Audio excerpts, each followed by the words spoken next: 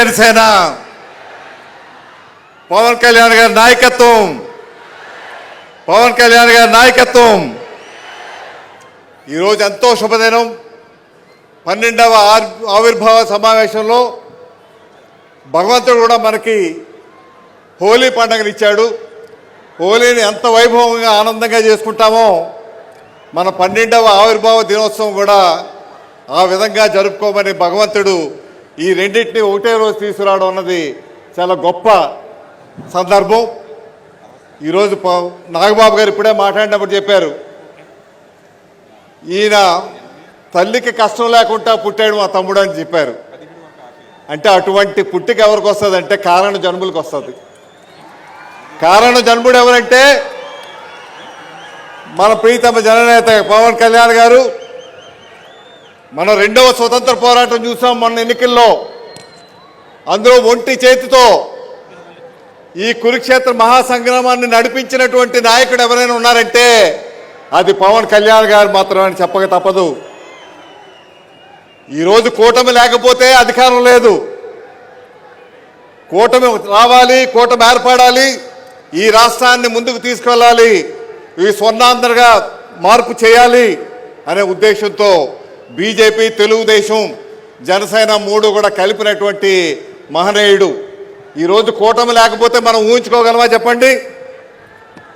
ఈరోజు కేంద్రంలో ప్రభుత్వం ఏర్పడడానికి, రాష్ట్రంలో ప్రభుత్వం ఏర్పడడానికి, ఈ రాష్ట్రానికి సంపద సృష్టించి విభజన వల్ల ఎంత నష్టపోయామో ఈరోజు అధికారంలోకి వచ్చాక ఆ నష్టాన్ని పూడ్చే కార్యక్రమం, సంపద సృష్టించేటువంటి నాయకత్వం ఈరోజు మన దగ్గర ఉంది. మొన్ననే ప్రధాని గారు చెప్పారు, మేరే సాత్ పవన్ హై అన్నారు. పవన్ నా చెంత ఉంటారని నాకు చెప్పారు వాళ్ళు, నా చెంత పవన్ ఉన్నారని.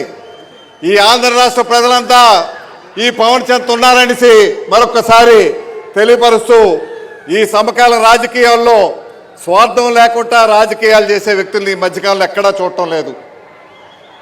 నేను మొదట ఎంతవరకు వెళ్తుందని అందరూ అనుమానాలు ఉంటే మాకు కూడా అనుమానం ఉండేది.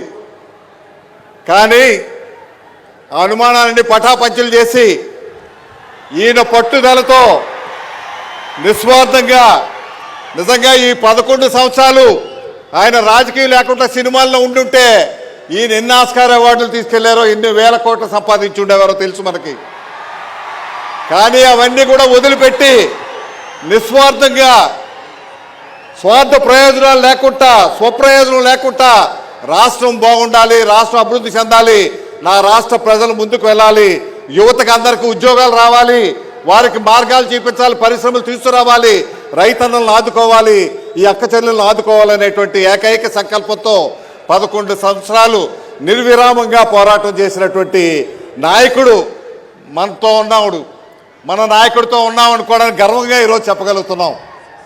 ఒకసారి ఎన్నికల ముందు వారితో మాట్లాడినప్పుడు చెప్పాం, మన స్టీల్ ప్లాంట్ కానీ, పోలవరం కానీ, ఉత్తరాంధ్ర సుజల శ్రవంత్ కానీ ఇటువంటి సమస్యలు ఎన్నో ఉన్నాయి. రైల్వే బోర్డు ఈ సమస్యలు మనం పరిష్కారం చేయగలుగుతామంటే నేనున్నాను, నా ఎజెండా అదే, మీరు భయపడక్కర్లేదు, తప్పనిసరిగా ఇవన్నీ చేసి తీరుతామని. 8 నెలలు పూర్తి కాకుండానే విశాఖ స్టీల్ ప్లాంట్ ప్రైవేటీకరణ అవుతుంది అనేటువంటి సందర్భంలో కేవలం అది పవన్ గారి వల్ల మాత్రమే సాధ్యమైందని చెప్పక తప్పదు. ఈరోజు చాలామందికి అనుమానం వస్తుంది, ఈరోజు ఎందువల్ల ప్రధానమంత్రి గారు చేయాలి రాష్ట్రానికి. నాకు తెలిసి పవన్ కళ్యాణ్ గారు ఏమీ కూడా ఆశించలేదు. కేంద్రంలో చాలామంది మంత్రి పదవులు కావాలంటారు, రాష్ట్రంలో ఇన్ని సీట్లు కావాలంటారు, ఇన్ని ఎంపీలు కావాలంటారు, ఇన్ని మంత్రి పదవులు కావాలంటారు. వాస్తవానికి వారికి చాలా పెద్ద పెద్ద ఆఫర్లు వచ్చాయి. పెద్ద పెద్ద నాయకులు ఈ రకంగా చేస్తే మీరు ముఖ్యమంత్రి చేస్తాం, డిప్యూటీ సీఎం చేస్తామని అవన్నీ కూడా పక్కకు పెట్టారు. నాకు పదవి ముఖ్యం కాదు అన్నారు.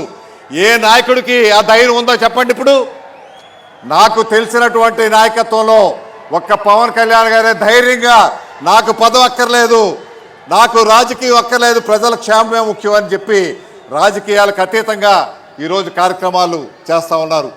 ఇటువంటి నాయకత్వాన్ని కాపాడుకొని ఈ రాష్ట్రాన్ని భవిష్యత్తులో స్వర్ణాంధ్ర రాష్ట్రంగా, దేశంలోనే నెంబర్ 1 రాష్ట్రంగా తీర్చిదిద్దేటువంటి ప్రక్రియ ఈరోజు పవన్ కళ్యాణ్ గారు ఆలోచనలో ఉంది. ఈరోజు నిజంగా